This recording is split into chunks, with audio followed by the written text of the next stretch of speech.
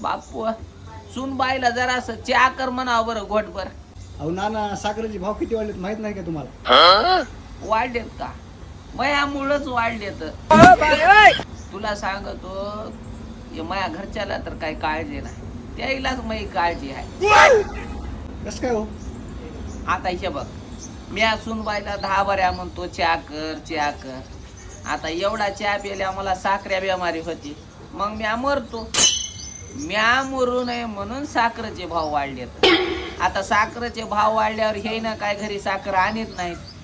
इकून तिकून आणली तर त्यानं 10 बऱ्या काही चहा करीत नाहीत.